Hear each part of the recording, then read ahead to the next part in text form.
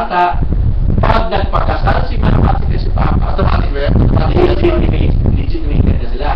Automatic yan. Kailangan lang isubmit sa LSO yung marriage contract. Okay? Pero kailangan si mama at si papa may capacity na magpakasal at the time na siya assuming na si nanay, si mama, 15 years old pa lang nung pinanganak. Nung naging 18 siya, nagpakasal sa ni papa, 21, hindi siya matawag na legitimated. Hindi siya matawag na legitimated. Legitimate pa na. Paano gagawin? Yan. Kaya bumaksak din sa adoption. Kasi po, yung legitimation or legitimated child, it only means na nung pinanganak yung Walang legal impediment. Walang legal impediment. Okay, walang legal blockage. Na silang dalawa, magpakasal pero Pareho sila single. single sila. So walang problema po yun. Ang problema pag yung mama or yung mother, minor pa, si tatay minor pa, or si nanay may asawa, nung pinanganak siya, so hindi siya matawag na legitimate. Yes, okay. So, ang remedy na batas is adoption. So, halimbawa, yung related pa rin, yung mga anak, siyempre, automatic yan, hindi sila kasal. Sige, pinapangalan doon sa nanay. Dito ng nanay. Yes, boy, yes. Kung nagpakasal na sila, same pa rin. Sila pa rin at nagpakasal. Automatic ba yun? Pili ng tatay at nanay. Actually, May ibang proseso. Actually po, pag illegitimate ang bata, may bago po tayong batas. Ngayon. So, kahit na ang bata illegitimate, pag inacknowledge ni tatay na anak niya yan, nakapirma po siya sa birth certificate, pwede na gamitin ni tatay ang apelido niya. Okay? So, depende yan ni nanay. Kung mapirmahin niya si tatay, mapirmahin ito. Pero ano ba yung kapatid mo, hindi na gawang napapirma, pero nagsasama sila. Kumbaga yung sunduan ng dati, gano'n before the bagong batas, na ang pangalan yung apelido ni Adela. Paano nila gagawin na mabago? Pwede i-baguhin niya through correction of entries. Correction of entries na mention. Mag-file na lang po siya na petition sa court. So, it's automatic, mag-file siya na petition sa court to correct the birth certificate. Wala na ampunan dito. Wala nang ampunan dyan. Yes. Pero ang bata, kahit na ginamit niya yung apelido ni tatay, hindi siya automatic na adopted. Illegitimate pa rin siya. Yes. Okay? Kasi po, at the time na pinanganak siya, pinanganak si tatay, hindi kasal. It means illegitimate pa rin siya. How to legitimize that? Paano natin i-legitimize? Pag i-legitimize yung siya, yung status niya, pag sinanay si tatay, walang legal impediment, Yeah. pinanganak sila, then nagpakasal. After siya pinanganak, At after nagpakasal, dahil walang legal impediments, legitimated. ang kailangan po lang yan, yung birth certificate, yung marriage contract, ipa-registered lang sa local civil registry and to the NSO kung saan po siya pinanganak. So, i-register na yung marriage contract, legitimate na yung bata. So, yun ang kailangan po natin. Okay. Mr. Reza.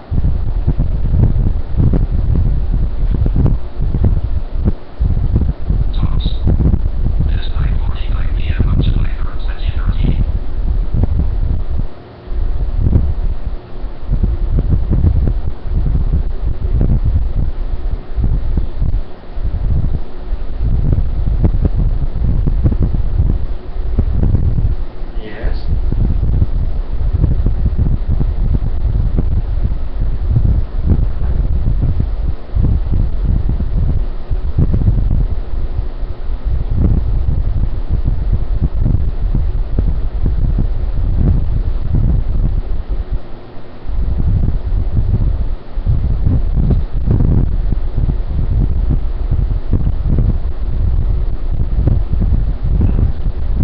Actually po, pag adopted, Parehas din, no? same right with the legitimate. So, whatever kung ito gagawin. So we do not, I'm not sure pag yung bata na may Down syndrome, legitimate ba yan or illegitimate. Kasi pag illegitimate yun, yung adopted, mas mataas yung share niya sa mana compared sa illegitimate. Oo. Kasi legitimate yung adopted. So, ang magandang suggestion ko para walang kulong sa kanilang pamilya, yung mga illegitimate child, i-adapt na lang niya para walang issue kasi same level sila, same yung hatian nila sa respect to the share. Anyway, kung yung hatian yung mga mana-mana, issue lang yan sa mga mayayaman. Okay? Kasi we're talking here of inheritance right. Yeah. Pero pag hindi naman mayaman, hindi na issue yan. Yun ang issue. Ang issue lang doon yung pagdadala ng pangalan. Oo, yun issue na. apelyido. Oo, yun yan. Okay. Meron na tayong 10 minutong nalalabi sa ating palatuntunan. Siguro, marami rin parating nagtatanong sa atin tungkol dito sa annulment. Yes, po. So, bago po yung annulment, Hmm? dito muna tayo sa adoption kasi na sa... Medyo nabitin. Nabitin tayo. Okay. Ito palang adoption, may mga documents na kailangan. Ayun. Okay? Sino ang magbigay ng consent? Okay? May affidavit of consent na pipirmahan. Pag yung ampunin mo, 10 years old or Below. higher, Ayun. kailangan magbigay siya ng consent. Yung mismong i-adapt. Adapt. So, kailangan magbigay siya ng pahintulot Mhm. kung magpa-adapt ba siya o hindi.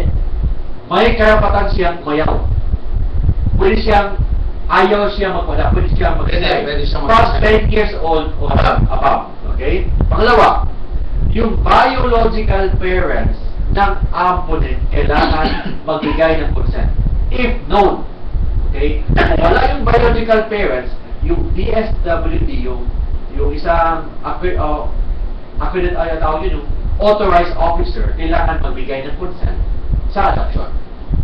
Pangatlo, yung legitimate child ng mag-ampon, pag 10 years old or older, kailangan magbigay ng consent. Yung anak na mag-ampon. At saka, yung illegitimate child ng mag-ampon, if living together. Kung nakatira sa same bahay, sa tao mag-ampon, kailangan magbigay ng consent. Bakit kailangan magbigay ng consent ang isang legitimate child ng isang mag-ampon at saka illegitimate child pag kasama sa bahay ng isang mag-ampon? Kasi po, yung mana na mga anak na mag-ampon, maepektuhan.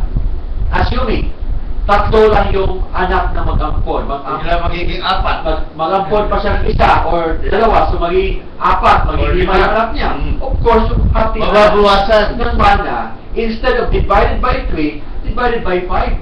So, kung pizza pie po yan, hatiin mo yung pizza pie Pinipis. ng Papayat.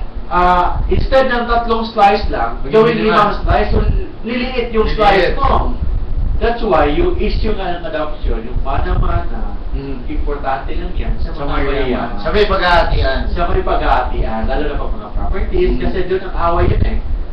Magkaaway yung magkapatid sa mga hatian. Kaya tulad kila Miss Teresa, kailangan talaga maayayos yun dahil maraming paghahatian yan. Yung mga hatian, yun ang Mabawasan. issue. Sa amin, walang problema dahil doon eh. Walang hahatiin. Okay lang po yung... yung utang ko tsaka mga... O kasi po yung inheritance, pwede hindi lang hatian sa mana, sa mga properties, pwede rin hatian sa obligasyon. Sa utang. May iniwang utang yung So parang utang yung hatian. Ay, maganda yun. Maganda ako eh. Maganda yun. Kung maraming ampon, mas maganda kasi yung mga... Utang? Yung biological child, mababawasan yung babayaran. Oh, yes po. So,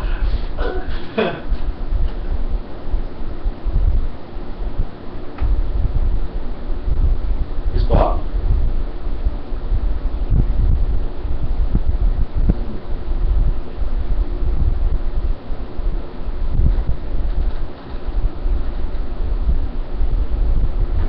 Pag nabili na, so it means na-transfer na po yung ownership sa anak. Please take note, ang inheritance may karapatan ka sa mga inheritance pag patay ng magulang. Ibig sabihin, pag buhay pa ang magulang, wala kayong karapatan mga anak. Okay? Yeah, oo. Wala kayong karapatan, so hindi kayo pwede maghabol. Pwede niyang Okay? Benta na yun. Hindi kayo pwede humingi ng share. Anong share na pinag-usapan natin? buhay pa. Buhay pa eh, parang pinatay nyo yung magulang nyo. Pwede yun, siguro. Kung talagang maayos din siya, talagang pamimigay na sa inyo. Oh, so wala kayong Pero karapatan. hindi mo pwedeng i-demand Yung mga anak, wala pong karapatan sa mga properties ng magulang. kung buhay pa. Kung buhay pa. Okay? So yung hatian, yung issue ng hatian, pagpatay na. So, huwag nyo ipakita yung ugali nyo na about sa mana-mana. Pag buhay pa, parang gusto nyo parang papatahin yung magulang nyo.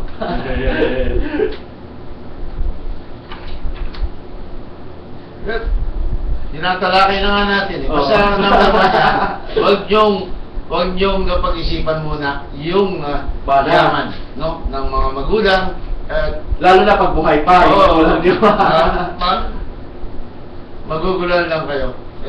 Hindi naman, sa panahon ngayon, marami pa rin namang nakakaunawa. Yes, po. Na alam nila yung kanilang karapatan, hanggang doon lang.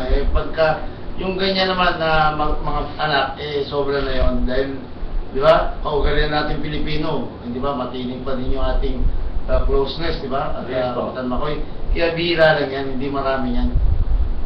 Yun ang pagkakalam ko.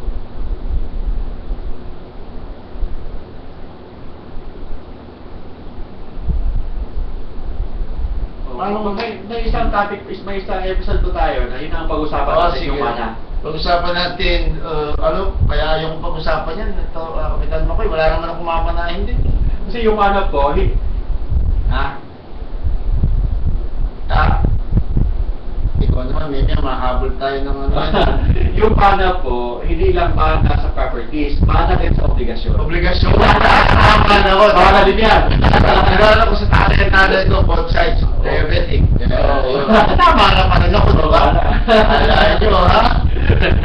Okay, kaya sa ilang minuto na lang nating nalalabi, siguro, susunod din na pagpuprogram natin, bigyan natin ng pagtalakay, itong tungkol nga po sa mana. Ito sa mga may mamanahin, at sa mga mamanahin, siguro sa mga dalang na loob, ang manahin natin, okay, bakit po yun sa pagkat, hindi naman po, kaya tayo nabuhay para lang sa mana.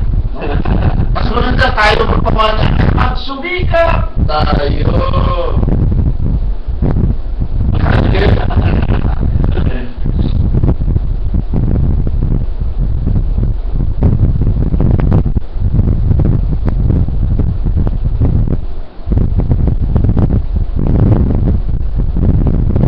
Si Kapitan Makoy Tolentino, ayan.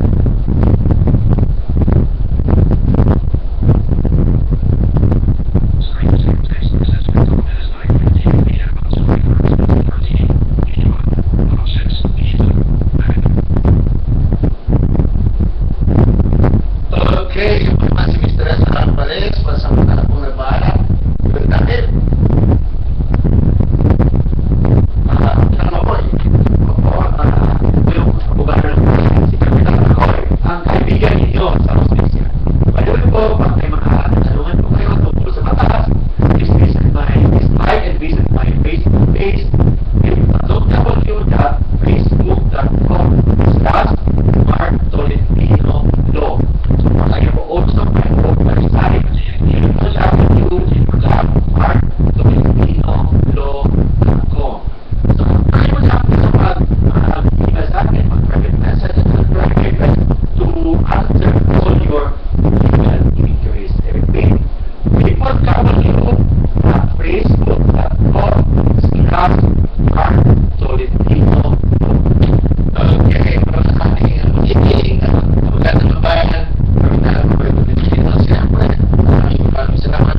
At nakakit natin si Jenny Joseph, sa Bulang Laro Pusin, nagtatag po ng kasama natin sa ating committee, subcommittee on Emergence, sa Interagency Committee, hindi magaganap po yan ang ating paghahanda sa August 1st, 19 Saturday at yung process, yung patatalakay namin sa pagpapos ni Kapitan Makoy Tolentino, tungkol dito po sa Emergency Committee at yung next month, mag-radio versus sa Philippines.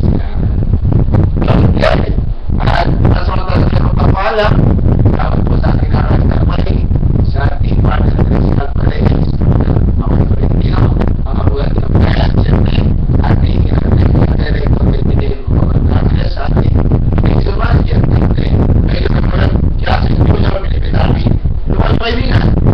got a